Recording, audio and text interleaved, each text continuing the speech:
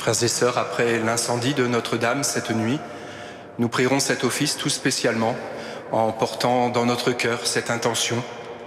Nous allons vouloir tisser peu à peu un lien plus fort dans notre Église de Paris, dans notre Église de France. Et ce soir, pour les vêpres qui d'habitude sont retransmises par KTO depuis la cathédrale Notre-Dame, les vêpres seront retransmises depuis l'église Saint-Gervais. Ainsi, nous édifions mutuellement sur la fraternité et sur l'Église afin de pouvoir entrer profondément dans cette semaine sainte qui nous ouvre au mystère de notre rédemption.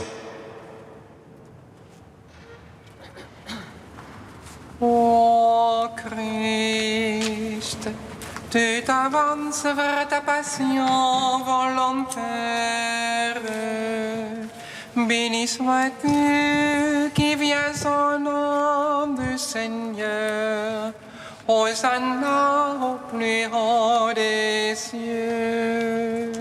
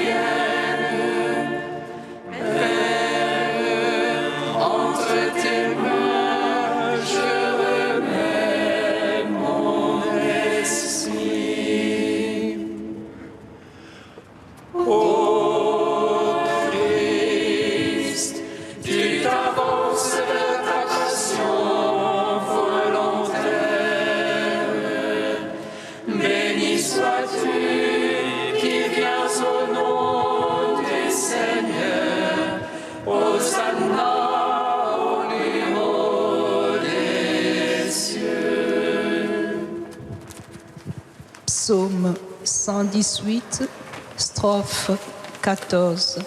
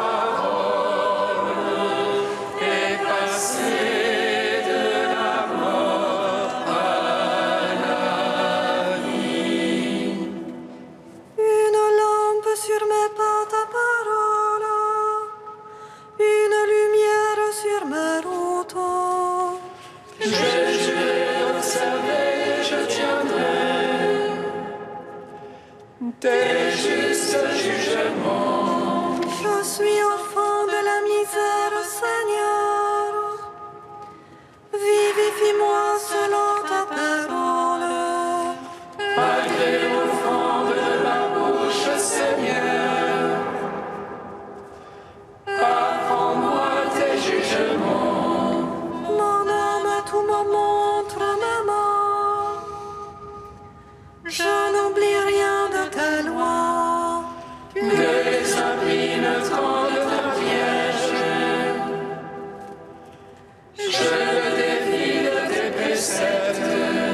Ton témoignage est à jamais mon héritage.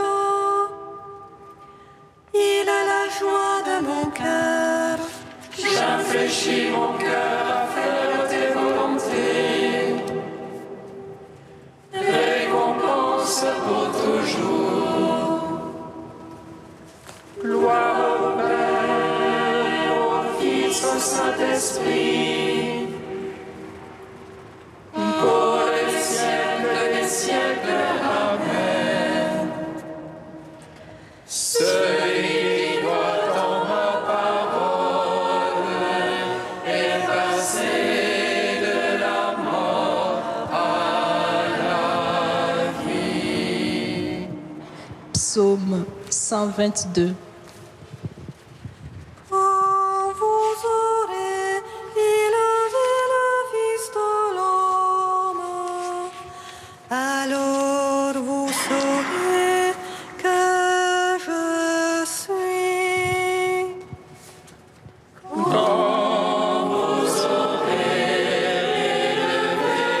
Fils de l'homme, alors vous saurez que je suis.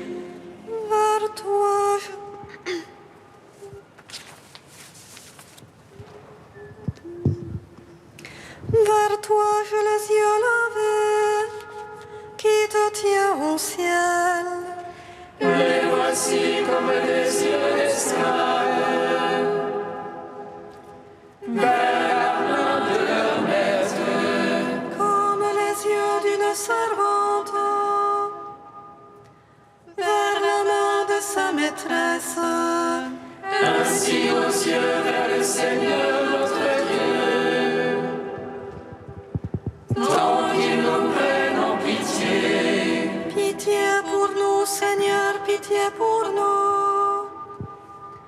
Trop de mépris nous rassasie. Notre âme est pas trop rassasiée. Des sarcasmes désatisfaits. Gloire au Père, au Fils, au Saint-Esprit, pour les siècles des siècles. Amen. Celui qui croit en ma parole est passé de la mort à la vie.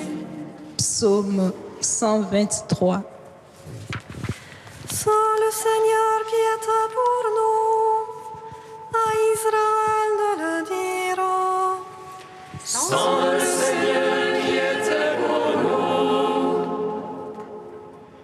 quand on nous prit à la gorge, Alors il nous avalait tout vif dans le feu de leur colère. alors les eaux nous submergeaient. Le torrent passait sur nous, Alors il passait sur notre âme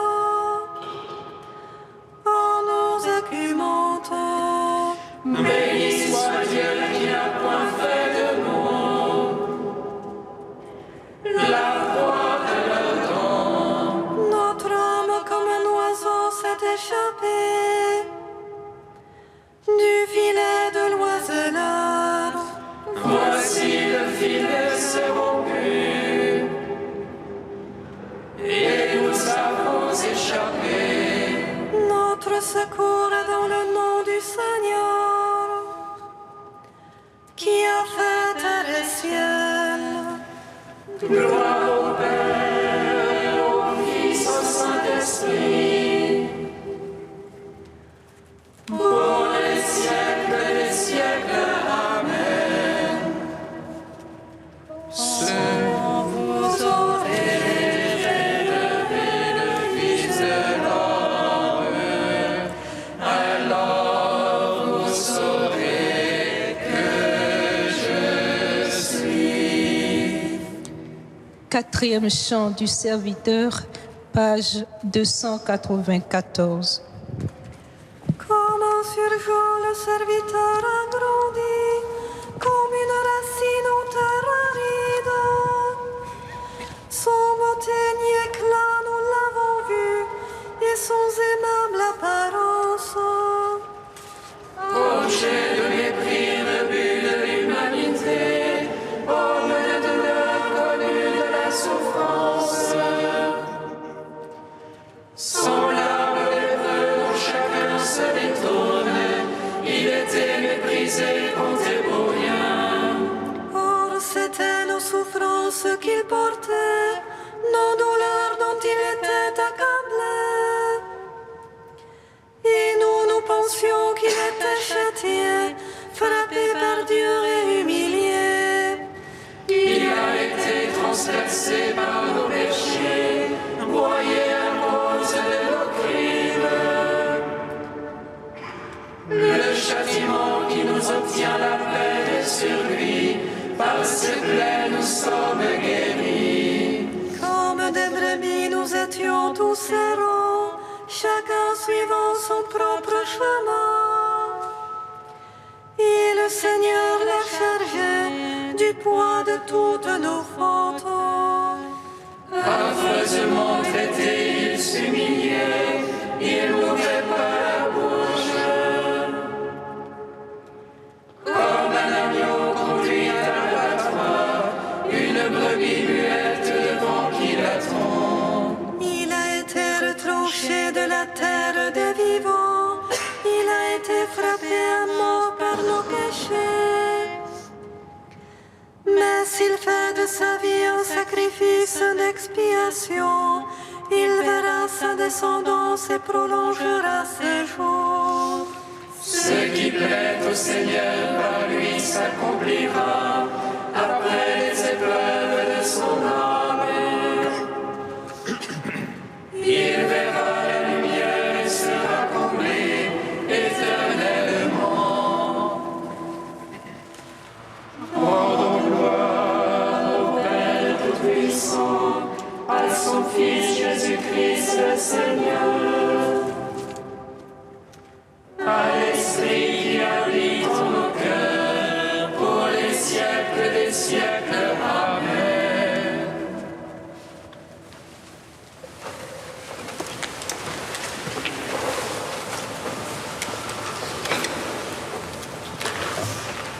Du cardinal Gottfried Danels, les paroles de Jésus en croix. Femme, voici ton fils. Jésus s'est abaissé en prenant la condition d'esclave jusqu'à mourir sur une croix. Et voici qu'il se dépouille de ses derniers liens sur terre les plus intimes. Le lien du sang avec sa mère, le lien d'amitié avec le disciple qu'il aimait. Ayant tout abandonné, il n'a plus rien pour paraître devant le Père. Ni honneur, ni droit, ni vêtements, ni père, ni disciple. Il s'est totalement dépouillé de soi. Il n'a plus rien. Tous les liens sont distendus, y compris les plus chers, les plus élevés, ceux qui l'unissaient à sa mère et à ses disciples. Toute souffrance a un côté fécond. Elle ressemble à une douleur d'enfantement. Si le lien qui unit Jésus à Marie et à Jean se distend, celui entre la mère et le disciple devient plus fort.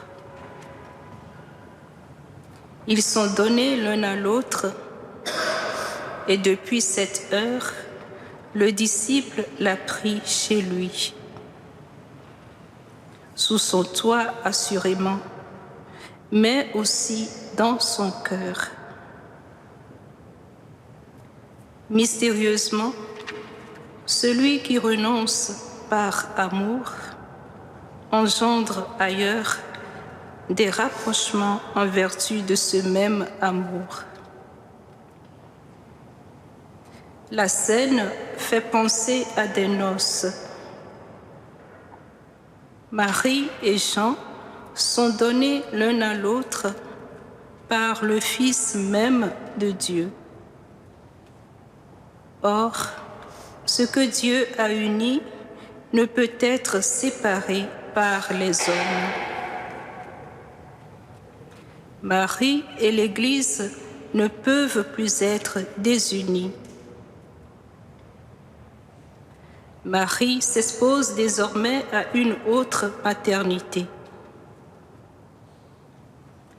À partir d'un seul enfant, elle en obtient d'innombrables.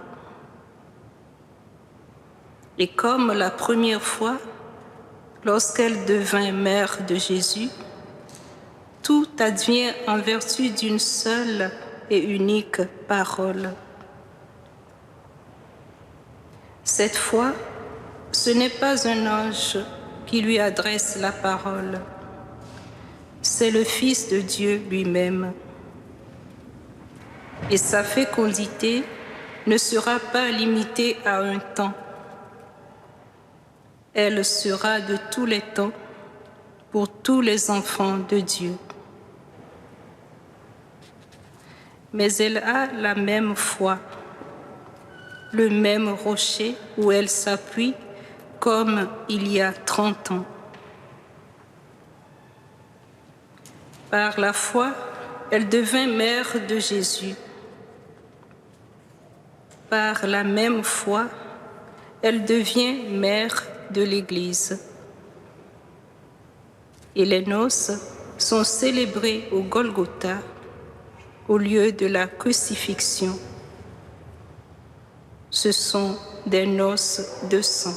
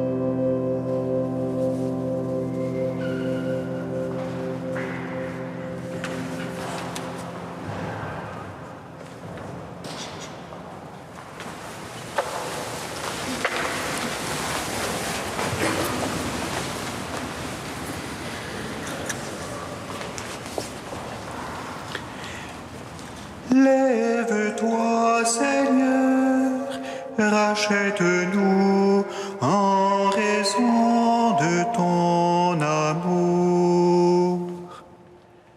Lève-toi, Seigneur, rachète-nous en raison de ton amour.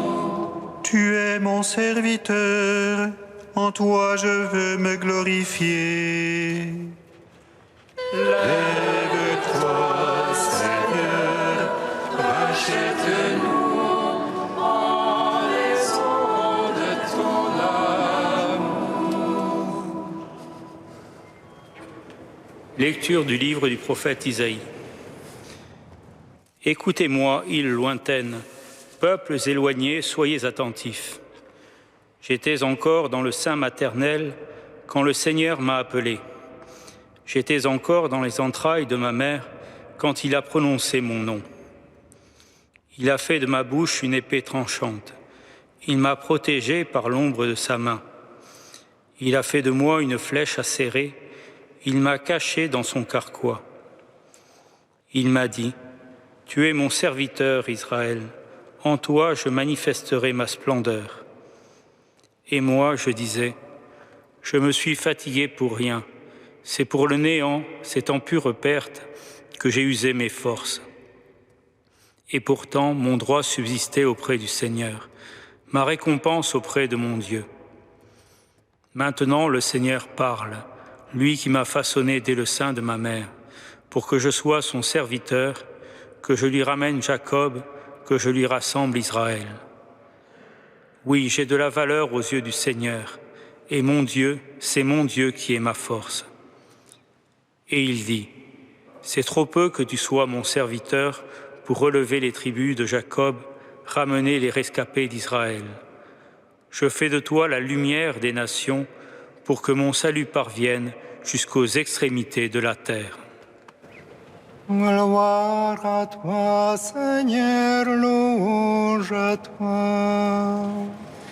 Gloire à toi, Seigneur, louange à toi.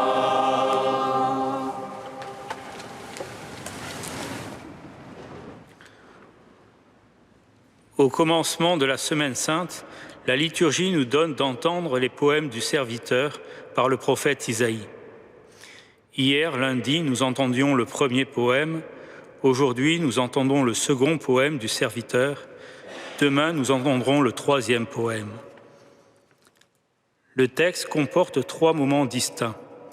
Le rappel de la vocation, l'évocation d'une situation difficile où l'on a dû renouveler sa confiance en Dieu, l'énoncé d'un nouvel oracle adressé au serviteur pour confirmer sa vocation et même l'étendre. On constate que ces 3 strophes s'enchaînent logiquement. La mission a commencé dans l'espérance. La restauration nationale est l'œuvre pour laquelle Dieu lui-même va s'illustrer aux yeux de toutes les nations.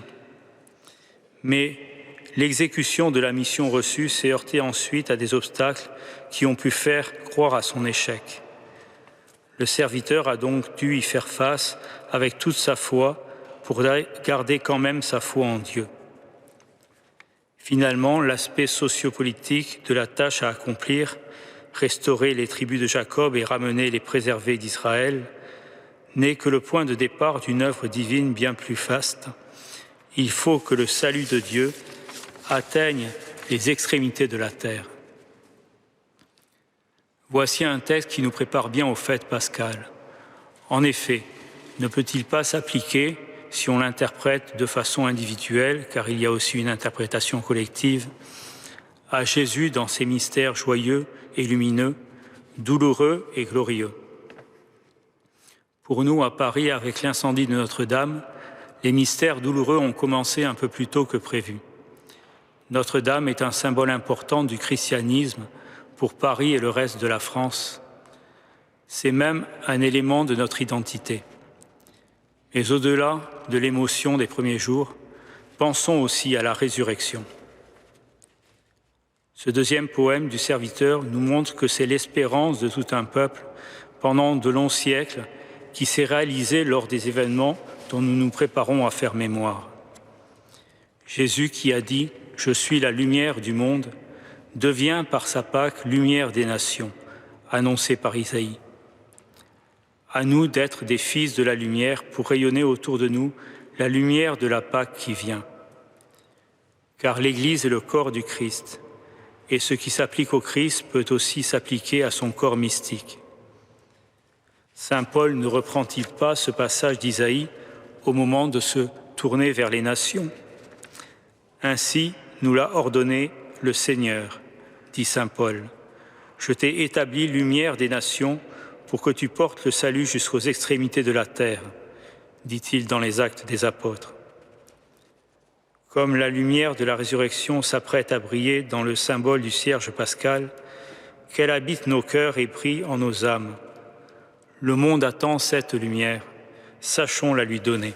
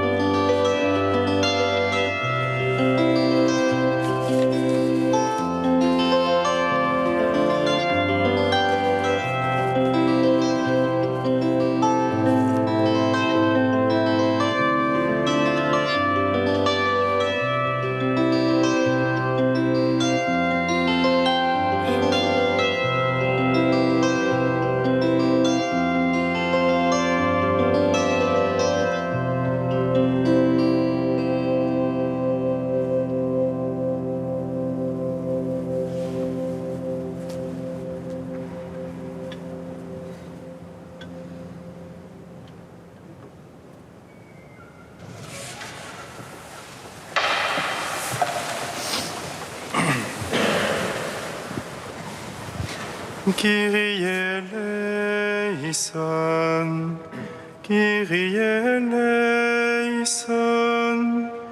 Kyrie eleison.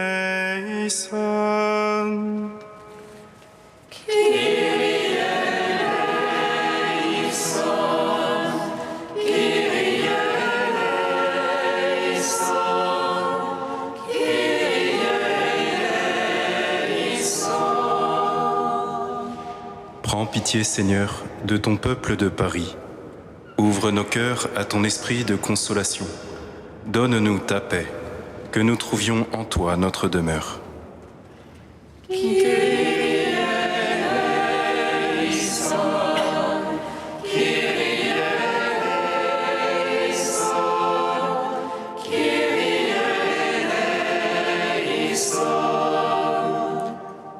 Prends pitié, Seigneur, de tous les cœurs abattus et endeuillés.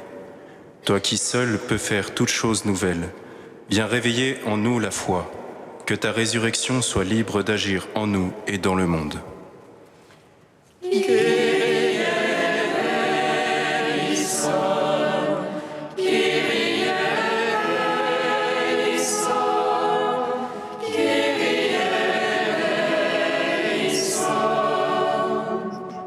Prends pitié, Seigneur, de nos misères, de nos divisions et des scandales, quand nous avons éteint en nous l'esprit de témoignage. Sois le rocher qui nous accueille et rends-nous la joie d'être sauvés, que le monde te connaisse.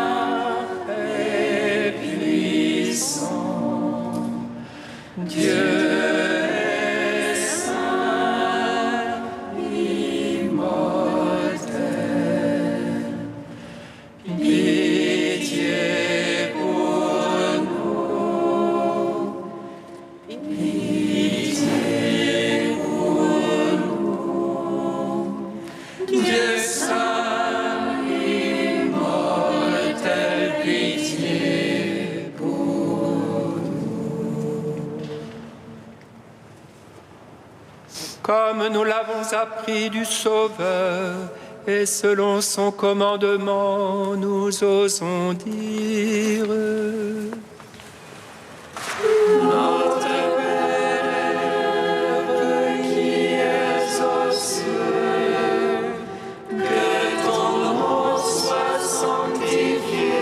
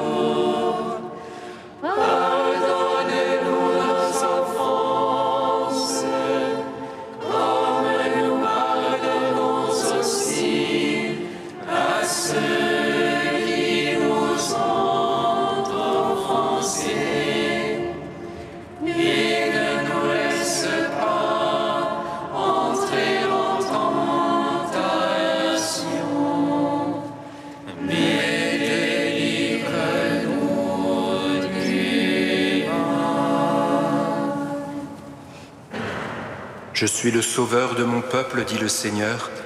S'il crie vers moi dans les épreuves, je l'exauce. Je suis son Dieu pour toujours. Dieu qui est notre force dans la faiblesse et notre consolation dans la misère. Relève l'espérance de ton peuple, abasourdi par la tristesse, qu'il sorte grandi de ses épreuves et reprenne souffle en ton amour. Aide-nous, Dieu éternel et tout-puissant, à célébrer les mystères de la passion du Seigneur, de telle sorte que nous obtenions le pardon. Par Jésus-Christ, ton Fils, notre Seigneur et notre Dieu, qui règne avec toi et le Saint-Esprit, maintenant et pour les siècles des siècles. Amen. Bénissons le Seigneur.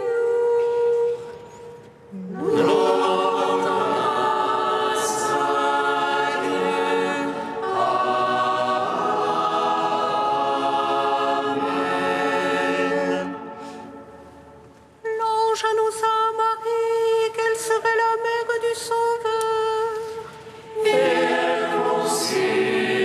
L'Esprit Saint, réjouis-toi, Marie pleine de grâce, le Seigneur est avec toi. Tu es bénie entre les femmes et Jésus, le fruit de ton sein, est béni. Voici la servante du Seigneur. Qu'il me soit fait selon ta parole. Réjouis-toi, Marie pleine de grâce, le Seigneur est avec toi. Tu es bénie entre les femmes et Jésus, le fruit de ton sein, est béni. Et le Verbe s'est fait chair. Et il a demeuré parmi nous.